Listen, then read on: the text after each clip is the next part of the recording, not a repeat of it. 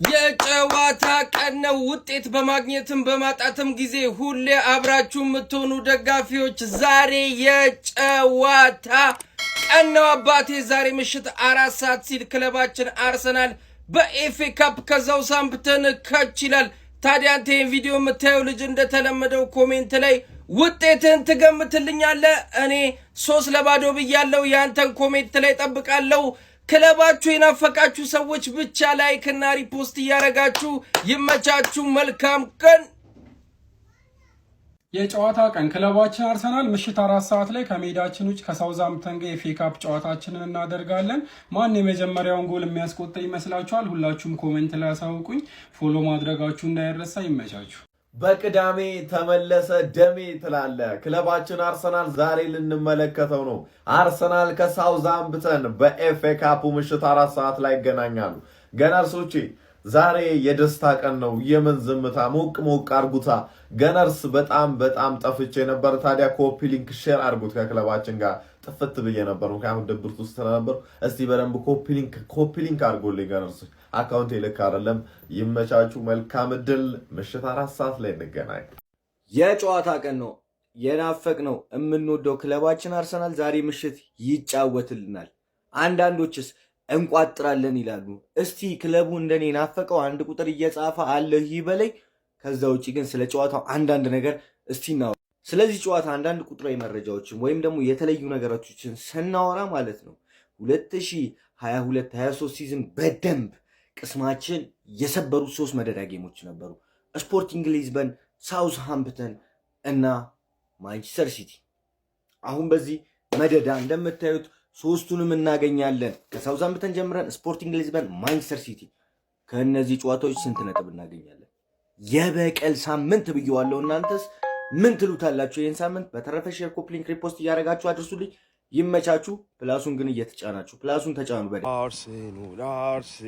አርሰናል እንል ነው እንግዲህ ዛሬ ከሳውዝሃምፕተን ጋር ወሳኝ ጨዋታ ነው ያለንና በነገራችን ላይ ጨዋታ አለን ስንል እንደዚህ ማይሉ ሰዎች በጣም ብዙ ናቸው እና ይህን ራሱ ማለት መቻላችን እድለኝነት ነው ልላችሁ ፈልጌ ነው። ገና አርሴ ከዚህ በኋላ የዛሬውን ጨምሮ 3 ተጫውተው ነው ሻሼ የምትጫወተው። አይ ሻሼ ግን እንዴት ነው የሚደግፉት ክለባቸው?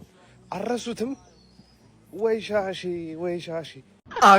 አገኘኋት እንደተመኘኋት አገኘችኝ እንደናፈቀችኝ ወያለ አይ ሚስ ዩ እንዴ ቋጥሮ ናፈቀኝ እኮ። ምን ነው ወያለ እንዲ መጥፋት እንዲ ይቻላል እንዴ?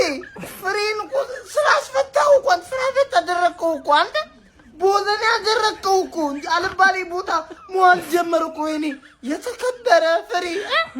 አንተስ አልናፈቁም ወያለ? እውነት ነው ናፈቋ። ምን በሰላም በፍቅር የተቆጣጠርን እንዲ መጥፋት እንዲ ይቻላል እንዴ ወያለ? እንዳይለመድ እውነት ለአሁኑ አፉ ብያለሁ። ስቋጥርብህ እንዴት እንደናፈቀኝ ቋጥሩ እንዴት እንደናፈቀኝ ባህል ደርሳለኝ እኮ አንተ ለመቋጠር። በፈጣሪ ስም ኢንተርናሽናል ብሬክ አለቀማል። አርስዬ ተመለሰማል። ኧረ በለው እንዴት ነበር? እስኪ አርሰናል ደጋፊ አንዳችሁም ሳትቀሩ አንዳችሁም እንዳተሳልፉት ይሄንን ቪዲዮ ኮሜንት ሴክሽን ላይ ጻፉልኝ። ለኔ በቃ the most boring international break በቃ the most ረጅም በቃ በጣም ደባሪው በጣም አስጠሊተው ኢንተርናሽናል ቪዲዮ ለመስራቱላ በቃ ሞራል የሚባል ነገር ወፍ ያለ አርሰናል በቃ እንዴት ይሁን?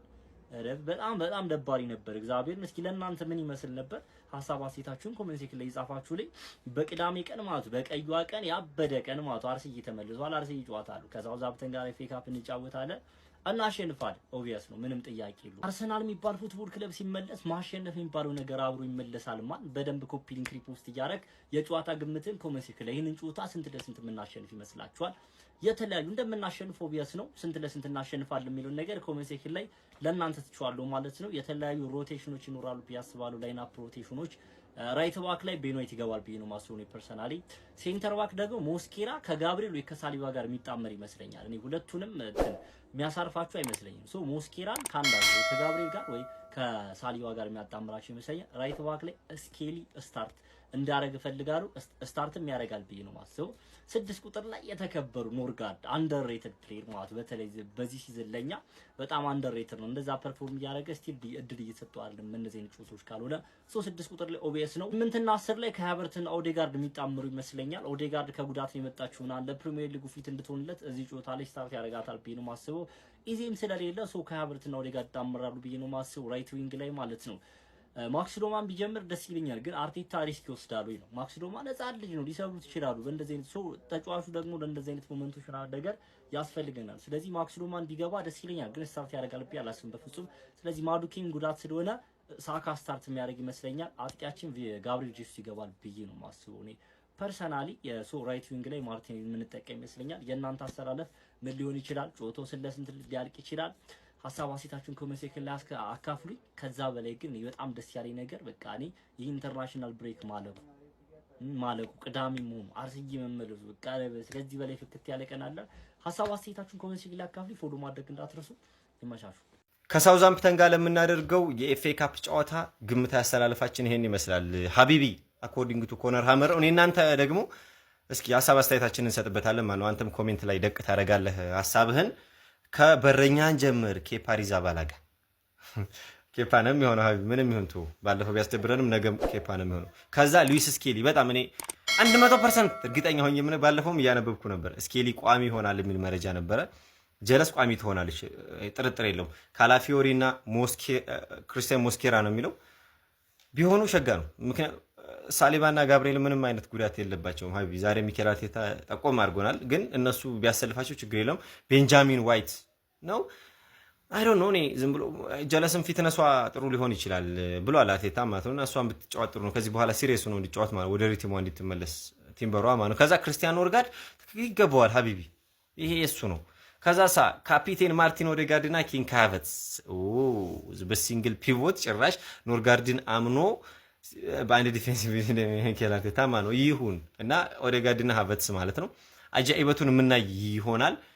ስፔሻሊ ለዴክላን ራይስ ረፍት እንደሚሰጠው ነው የምጠብቀው ከአንዳንድ መረጃዎች ማለት ነው። ጀለስ ግን ያቻ ምስኪን አለቻች እሷ ቋሚ ሊያረጋት ይችላል ብዬ አስባለሁ። እስኪ የምናይ ይሆናል ማለት ነው። ዙቢሜንዲ ማለት ነው። ከዛ ማርቲኔሊ ነው የዚህ ውድድሩ ንጉስ ማለት ነው። ታውቃለህ ብዙ ጎል አለው እዚህ ውድድር ላይ።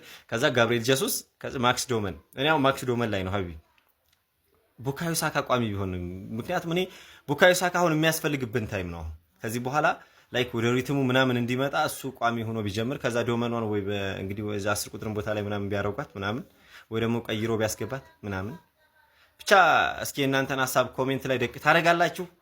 መቻችሁ አርሰናላውያን እንኳን ደስ አላችሁ። ዛሬ ማለት ነው ሞቅ ያለ አቀባበል ነው የምፈልገው።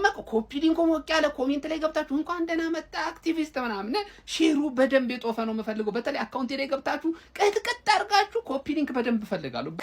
ረጅም ጊዜ ቆይታ በኋላ በጣም ረጅም ነው፣ ቀኑን ልገልጸው አልችልም።